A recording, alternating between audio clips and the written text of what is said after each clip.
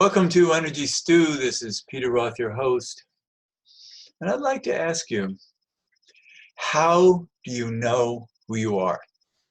Of course you know who you are, but how did you find out? When did you find out?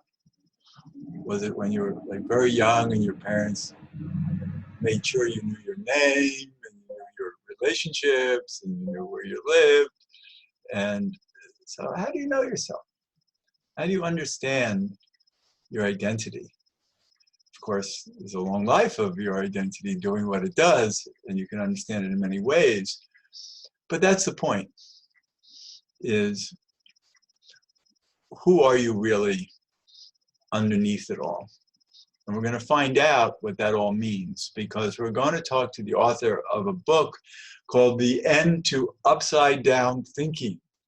Maybe we're thinking upside down even about ourselves. And to help us know better is the author of An End to Upside Down Thinking, Scott Gober. Scott Gober is a friend of mine, and Mark Gober is also a Gober. And we were just talking about Scott. So Mark Gober is the author of An End to Upside Down Thinking. So what was I thinking? So Mark, welcome to Energy Stew. Thanks for having me, Peter. I'm so glad you wrote this book, because it really answers so many questions to people who are trying to understand reality. You know, what is this world we live in? Yeah, that's a big part of the reason I decided to write it, is that I've had those questions myself. And my background is really in the business world, and it wasn't until about 2.5 years ago, late 2016, that I first started to explore this question from the perspective and lens of consciousness, whereas previously I was looking at reality kind of from the picture of the materialist lens of reality, which says that everything's just random. We evolve through random interactions of matter. We have consciousness because of chemical activity in our brain, and once our brain dies, it's over. And that has a particular set of implications for how we think about life. Whereas when I started to research this topic, I learned about new angles, which I have described in my book. Many new angles. Your book is very comprehensive, and I think it's an incredible book for everybody to get, because if you have questions about reality, about the material world versus the spiritual reality that we believe that we live in, what our mind is about, what consciousness is about, is it everlasting, how limited are we, or maybe unlimited? These are all questions and answers too in Mark's book. And so let's start off with the way your book starts off, by tackling the material world. Yeah, so the premise of the book, as I was kind of alluding to, is to challenge the conventional view of reality today in 2019 in most of mainstream science, which is known as materialism, that the universe is made of matter, physical stuff at its core, and it's from matter that consciousness evolves, or consciousness emerges. Consciousness, in other words, our subjective inner experience, the thing that we all have, anyone listening to this conversation right now has a consciousness, that very consciousness is just emerging from our bodies, i.e. our brain. So in other words, the materialist perspective, it's called materialism because it says matter, i.e. material, creates consciousness through a brain. And there are a number of issues with that framework. It's a place to start as a hypothesis, but now scientifically we're starting to see many challenges to it. And perhaps the biggest question that remains in that unproven paradigm is the question around the brain producing consciousness. And in fact, Science Magazine, a very credible scientific organization, has said that this is the number 2 question that remains in all of science. How is it that our brain, which is physical, it's made of matter? Like, I can touch my arm, I can touch my head, but I can't touch my consciousness. This is why we have what's known as a hard problem of consciousness. How does our consciousness, which isn't touchable, how does that come from physical matter? And let's also describe it as awareness, awakeness. Yes. So here we have the physical world, and we're awake in it. we're aware, we're coming from our experience of it. And how does our experience of the material world be derived from the material world? It's impossible to say, and that's why science is at loggerheads about it. Yeah, science is just assuming that consciousness, awareness must come from our body somehow. We just haven't figured out the answer yet. That's typically what we hear. Well, it's like the brain's really complicated, and eventually we're going to figure it out. So the paradigm that I'm describing in my book, which is really a summary of what many other people have been saying for a long time, is to flip the role of consciousness and to say that consciousness doesn't come from the brain, doesn't come from anything material, but instead consciousness comes first. It's primary. And this entire physical world is an experience within our awareness. But then that pushes us to explore the nature of consciousness, which science has avoided. And the people who are exploring it, and there have been university studies that explore it, but against the grain. And it's so interesting that so much can be learned about ourselves by being true to this idea of consciousness versus denying it. And you have a lot of the debunkers listed in your book and what they say about it. And it's fascinating. And I've had the experience over the years of watching debunkers prove their debunking. And the way they usually prove it is that I'm a scientist and therefore I know better. Not that I can explain why I know better, other than just that I have credentials. So therefore I'm saying you're wrong. So there's no way to create any evidence. Well, I think there's a tendency, maybe just part of human nature, to think that our view of the world is stable. So when some piece of information comes in that challenges a worldview, it can be resisted. And I think that's what's happening in a number of cases where there are scientists who say there's no evidence at all for these sorts of things. However, there are many scientists that say there is a lot of evidence. And those scientists are typically the ones that are actually digging into the material, whereas some of the debunkers are not actually looking at the material, but they're saying that it's impossible based on whatever they seem to know about reality. And they look at the proof that the researchers have found, and they say, oh, just it can't be, because then that would make science wrong. Well, I have a good quote that wasn't in the book, but it's regarding my forthcoming podcast in which I've interviewed many of the scientists mentioned in my book. A woman named Brenda Dunn, who co-ran the lab at Princeton University with the former dean of engineering for almost 30 years. And they faced a lot of resistance at Princeton, even though the former dean of engineering was running the lab. Yeah. She told me what scientists would say to her. They would say, Brenda, do you realize that if what you're studying is real, then everything that I've been doing would be wrong? Something to that effect. So it's a really threatening area of science because it's challenging a worldview that's held by so many people. Okay, so let's go the next step, okay? So we have the material world. How real is it? And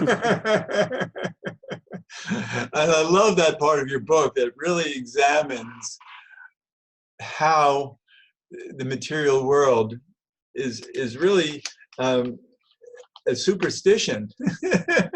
That's what you say in the book. Yeah. I love that. It's compelling because being in a superstition. Well, we have eyes and ears and a nose and a mouth, and those perceptual organs give us a picture of reality that we interpret a certain way. And the way it's commonly interpreted today is there's me right here, and there's an outside world that's completely independent. But when we examine that, we find that maybe it doesn't work that way. So everything that we consider to be the objective reality, so to speak, it's always experienced subjectively. In other words. And we can be grateful for quantum physics.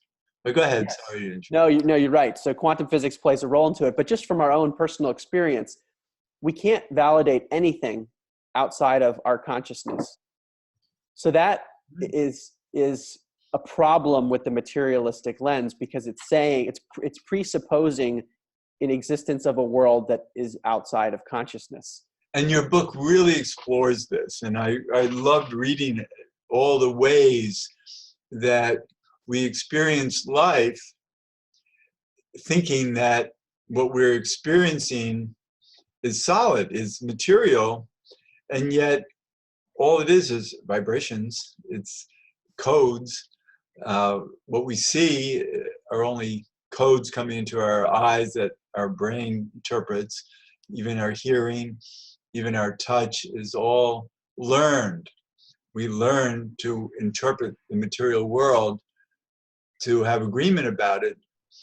And part of what we came here for is, as spirits, really, is to explore this crazy materialism that we make up. Well, I'm glad you mentioned the quantum world, because it's something that I explore in the book. And the reason I wanted to incorporate that is not only is it compelling evidence, but it's also very accepted science now. So to those who rely on what's accepted, this is actually a good base to explore a new paradigm. Because when we look at matter under a microscope, an atom is the smallest unit of matter, although atoms have subcomponents. But an atom is 99.9999999% empty space. So even from a conventional lens, what we consider to be solid, my table right here, it feels like it's solid, but it's actually made of atoms that are primarily empty. Right. And furthermore, in the quantum world, there are certain experiments that show that pieces of what we call matter actually behave like waves of probability, meaning they're not solid at all unless we're observing them. So we have this stuff that we call matter, which is, we don't even know what it's made out of. It's mostly empty space. And when we're not observing it, it's behaving like a wave, which is very counterintuitive. Right. And there's so many different aspects of how we change reality from our experience of it that quantum physics understands. And then there are other aspects to physics that have to do with entanglement and Bell's theorem, and so we so much of science is up for grabs because of these understandings.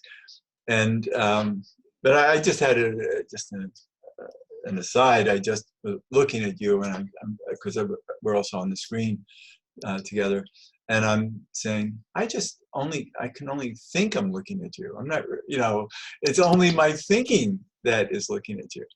Right. Yeah, it's a perception that appears, and then we have been conditioned to interpret that as a person that is over there, that is fundamentally separate from me. But the alternative is to say that we're all just part of the same consciousness, having different experiences through different lenses, and it creates this very compelling sense of reality that's not actually what it is. But we've come here to explore the illusions that we create in very unique patterns of different realities that give us all the drama that goes on in this world. It creates a playground. But yeah. I think at least for me in my transition, it's been very helpful to recontextualize reality in a way that I think is more accurate, or at least moving in the right direction, versus what I think is more of the illusion, the materialist perspective, which is that everything's just made of matter, and matter is independent, and we came out of that matter. I don't think that is accurate anymore. So what it does is it excludes the we, and that frightens science, because and years ago that's where there was a split between the church and the scientists, and the churches really ruled the world, and they said, okay, scientists, if you really want to get into spiritual areas of science, of understanding, consciousness and super realities, then we kill you. And the scientists said, okay, well, we won't do that anymore. Yeah, I think it's the pendulum has perhaps swung in the other direction, but maybe too far. Well, where there's like a middle ground where it's a hybrid of what someone might call spiritual and what one might call science, because I think they're aiming at the same thing, which is to understand reality. Right, except that science has done its best to not understand it. And we're challenging them. And so another thing I really appreciate about your book is that you do it so smartly.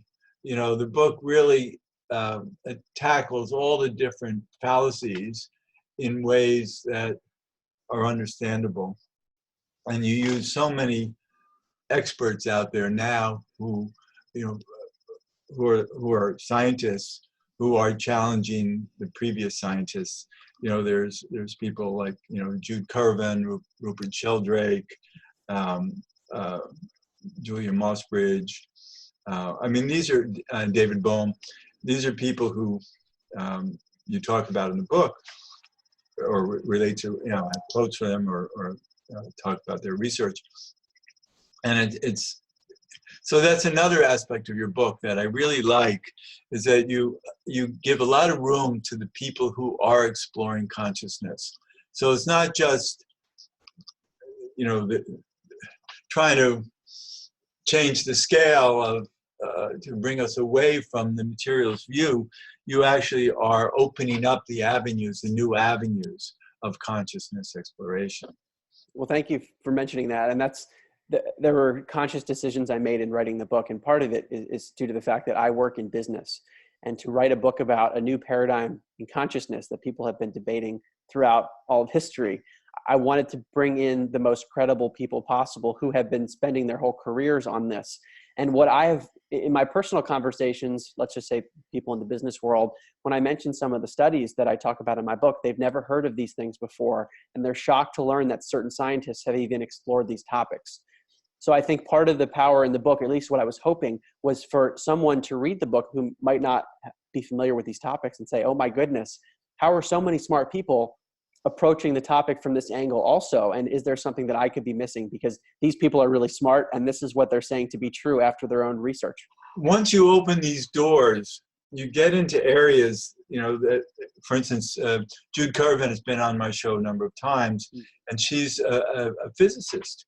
And her books are beautifully written to understand that we live in an intelligent universe, that consciousness pervades everything. And that's why we exist, because we come from the consciousness of the universe, and we're each representing a different part of it.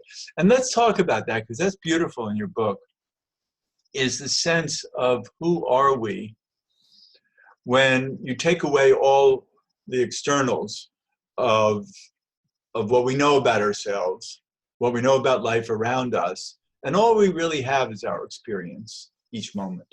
Mm-hmm. Yeah, okay, this is really one of the core findings of the book. It gets to identity. It really does. I'm glad you said that. The materialist paradigm says our identity is our body, and our body has a consciousness.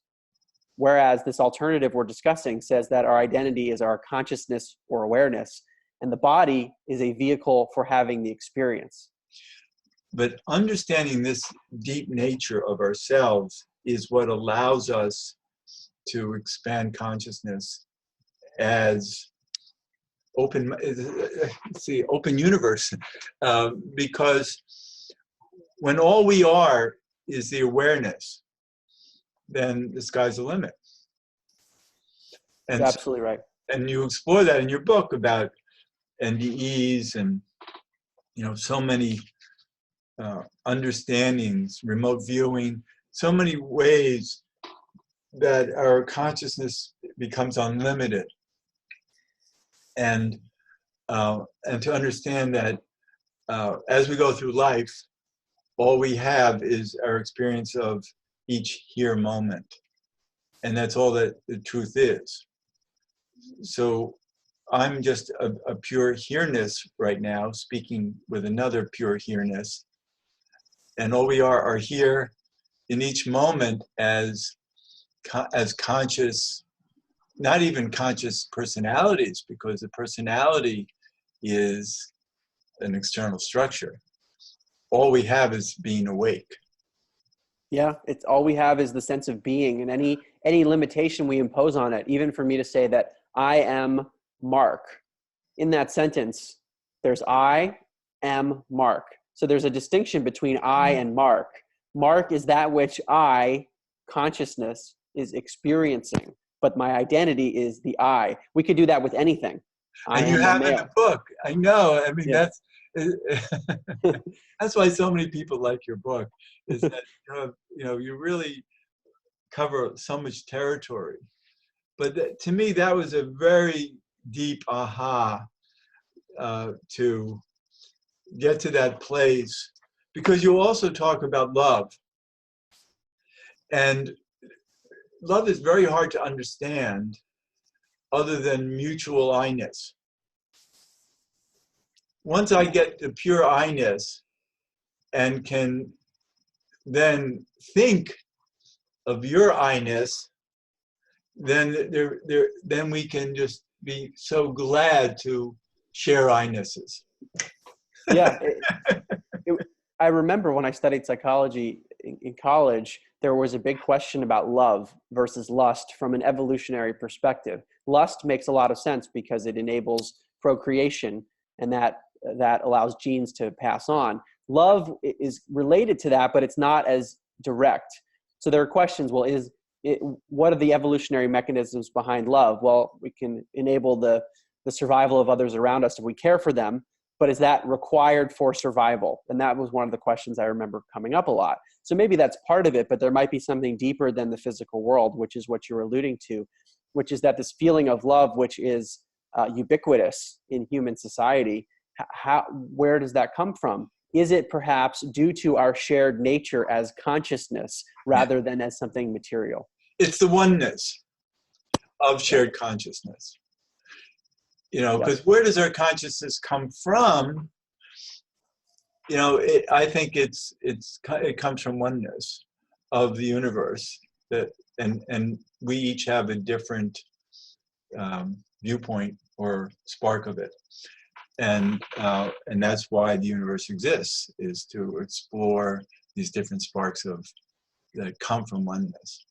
Right. Yeah. So love could be seen as the recognition of our shared nature. Right. Exactly. That's wonderful. Good. Thank you. So, so there's so many parts of the book that I really enjoy having to do with exploring consciousness, talking about NDEs, for instance. That's a topic that's been on my show a lot recently. Also, the show that aired this morning, because we're recording this, the show that aired this morning was that we've had past lifetimes. Many of us have had past lifetimes in other planets. What does that say about where our consciousness can explore reality?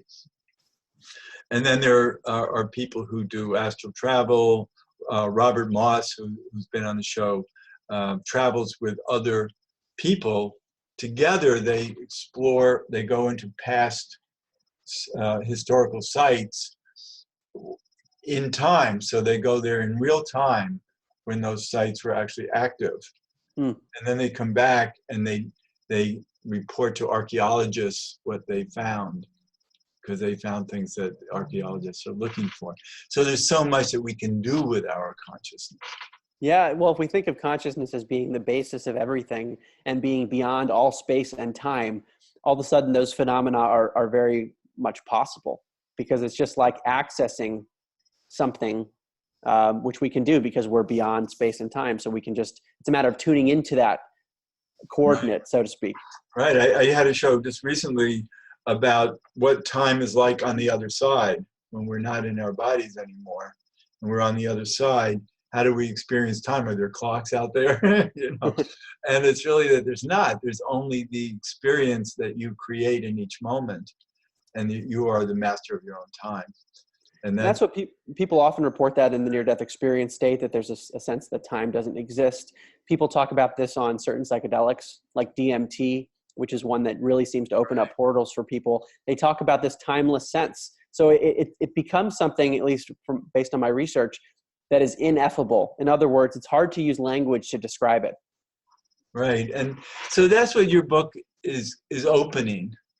And I think, you know, again, it's called An End to Upside Down Thinking. Your name is Mark Gober. Is there a website? My website is my name, MarkGober.com. Great.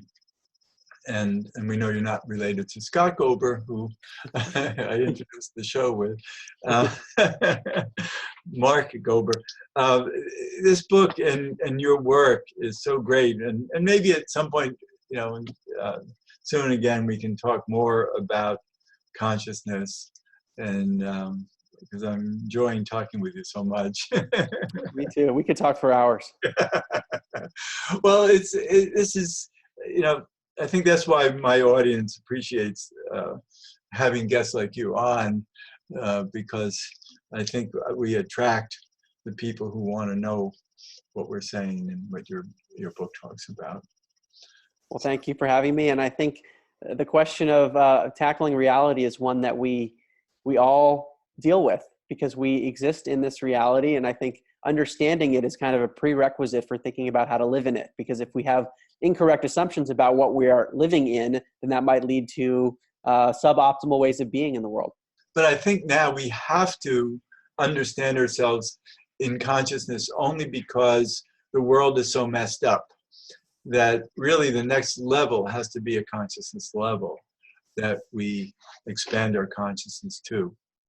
Well, that's why I wrote the book, and that's why I wrote it in such a short amount of time. I mean, it hasn't been that long since I first explored the topics, but for the reason that you just stated, I recognize the importance of these ideas. So I wanted to bring the information to the world through the lens of a business person in the hopes of bringing the information to new audiences. Well, you did a great job, and this book is really a treasure.